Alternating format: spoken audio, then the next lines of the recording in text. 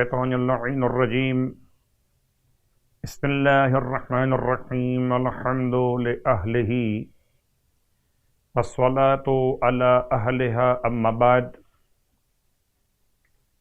ماہ شعبان المعظم کے فضائل اور اعمال کے سلسلے میں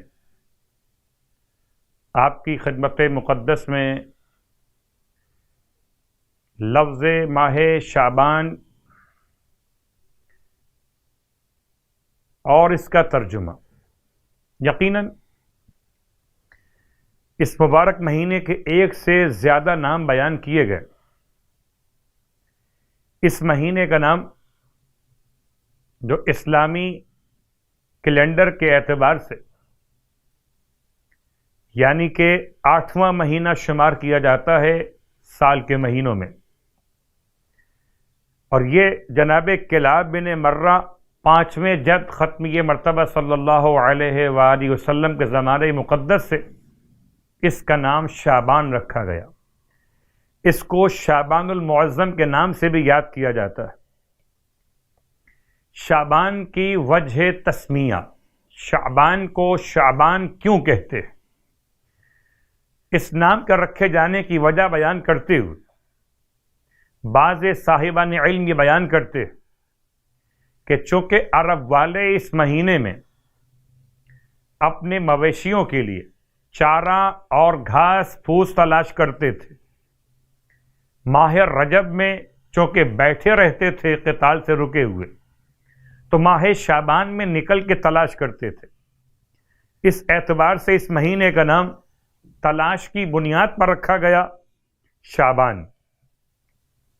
ایک اور قول اس کے ساتھ ساتھ کہ پانی کی تلاش میں نکلتے تھے، تو تشعب یعنی کہ تفرق، پھیل جانا، تلاش کرنا، پانی کو تلاش کرنا، یا حیوانات اور مویشیوں کے لیے چارے اور ان کی غذا کو تلاش کرنا۔ اس اعتبار سے اس مہینے کے ناموں میں ایک نام اور وہ ہے عادل۔ زمانہ جاہلیت میں اس مہینے کو عادل کے نام سے یاد کیا گیا، اور اسی لفظ کو امام نے استعمال کیا اپنے خطبہ الاشباح کے اندر۔ الفاظ ہیں کذب العادلون بک اذ شبہوک باسنامہم۔ یہ ماہ شعبان کے ماننے والے یعنی کہ عادلون جھوٹ بول رہے ہیں پروردگار تیری ذات کے بارے میں، جب وہ تیری ذات کو بتوں کے ساتھ شباہت دے رہے۔ تو لفظ عادل کا استعمال کیا مولا کائنات علی ابن ابی طالب علیہ الصلاۃ والسلام نے اسی ماہ مبارک کے نام کی بنیاد پر۔ تفصیلات پہلی شب کی مناسبت کے ساتھ سرکار ختمیہ مرتبہ صلی اللہ علیہ وآلہ وسلم ارشاد فرماتے ہیں، ابن عباس راوی کہ رسول خدا کے اصحاب آپ کی بارگاہ میں ماہ شعبان کے فضائل کے متعلق پیغمبر کی بات سماعت کر رہے تھے۔ آپ نے ارشاد فرمایا، یہ شریف مہینہ ہے، میرا مہینہ، حاملان عرش اسے بزرگ جانتے ہیں اور اس کی قدر پہچانتے ہیں۔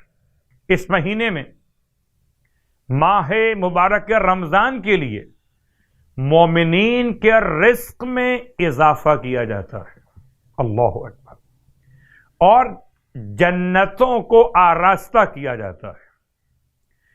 اسے شعبان بھی اسی لیے کہا جاتا ہے کہ اس میں مومنین کا رزق بڑھا دیا جاتا ہے۔ اس مہینے کے اعمال 70 مرتبہ دگنے کر دیے جاتے ہیں، برائیاں ختم ہو جاتی ہیں، گناہ مٹ جاتے ہیں، حسنات قبول کیے جاتے ہیں۔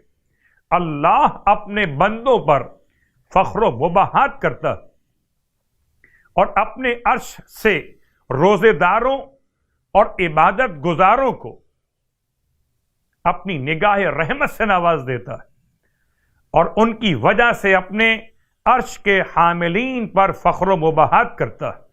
اس وقت جب آپ بیان کر رہے تھے مولا کائنات علی ابن ابی طالب علیہ السلام کھڑے ہو گئے، عرض کرتے یا رسول اللہ میرے ماں باپ آپ پر قربان جائیں، ماہ شعبان کے روزوں کے کچھ فضائل بیان فرمائیے تاکہ ہم اس ماہ کے روزے اور عبادت کی طرف زیادہ راغب ہو سکیں اور خدا تعالی کے لیے شب بیداری کریں۔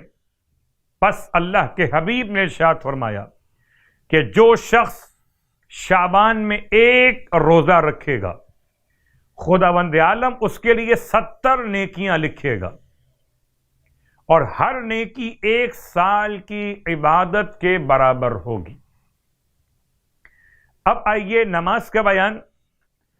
تو پہلی نماز شب اول کے اعتبار سے سرکار ختم یہ مرتبہ صلی اللہ علیہ وآلہ وسلم ارشاد فرماتے ہیں کہ اگر کوئی شخص پہلی شب ماہ شعبان میں 100 رکعت نماز پڑھے، یعنی کہ 2 رکعت کر کے 50 نمازیں پڑھے، نیت شب اول ماہ شعبان قربتاً الی اللہ، یہ اپنی نماز قضاء عمری، ہر رکعت میں الحمد کے بعد اگر مستحب نماز پڑھ رہا ہے تو ہر رکعت میں الحمد کے بعد 1 مرتبہ سورہ اخلاص تلاوت کرے، اور نماز تمام کرنے کے بعد سورہ الحمد کو 50 مرتبہ تلاوت کرے۔ پس پروردگار عالم ارشاد فرماتا ہے کہ وہ راستے برحق پر رہے گا۔ اگر میرا بندہ یہ نماز پڑھ لے اور ساتھ میں روزہ بھی رکھے تو خداوند عالم فرماتا ہے کہ اسے اہل آسمان اور زمین اور شیاطین اور بادشاہان تمام کے شر سے محفوظ کر دے گا۔ اللہ کے حبیب کے فرمان کے اعتبار سے کہ اس کے 70,000 گناہان کبیرہ معاف کر دیے جائیں گے، عذاب قبر سے دور ہو جائے گا، اور منکر نکیر تمام تر فرشتگان پروردگار کہ جو ویسے تو خوف کی علامت رہتے اس مومن کے لیے خوف کی علامت نہ بنیں گے۔ اس حالت میں قبر سے باہر آئے گا کہ اس کا چہرہ 14ویں رات کے چاند کی طرح چمک رہا ہوگا، پل صراط کو ایسے عبور کرے گا جیسے بجلی کوند جاتی ہے، اس کا نامہ اعمال اس کے دائیں ہاتھ میں دیا جائے گا۔ نماز 100 رکعت نماز، ہر رکعت میں الحمد کے بعد 1 مرتبہ سورہ اخلاص، اور نماز مکمل کرنے کے بعد 50 مرتبہ سورہ الحمد کی تلاوت۔ دوسری نماز شب اول کی، یہ نماز ہے 12 رکعت نماز، اللہ کے حبیب کی بارگاہ مقدس۔ ارشاد فرماتے کہ اگر کوئی شب اول ماہ شعبان 12 رکعت نماز پڑھ بجا لائے، یعنی کہ 6 نمازیں 2 رکعت کر کے، ہر رکعت میں الحمد کے بعد سورہ اخلاص کی تلاوت 15 مرتبہ، تو خداوند عالم اسے 12,000 شہیدوں کا ثواب عطا کرتا ہے، اور اس کے لیے 12,000 سال کی عبادت کا ثواب لکھا جاتا ہے۔ اس کے گناہ اس طرح سے معاف ہو جاتے کہ جیسے روز ولادت گناہوں سے پاک پیدا ہوا ہو، اور خداوند عالم اس کے لیے قرآن کی ہر ایک آیت کے مطابق بہشت میں محل عطا فرما دیتا ہے۔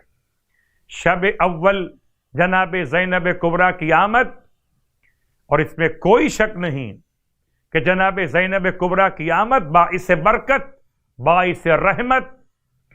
اگر بیٹی مصطفیٰ کے گھر ہو تو تفسیر کوثر بن جائے، اور اگر بیٹی مولائے کائنات کے گھر ہو تو علی کی زینت قرار پائے۔ پروردگار ہم سب کو ماہ شعبان کے اعمال، روزے اور نمازوں کے لیے توفیق عطا فرمائے، آمین۔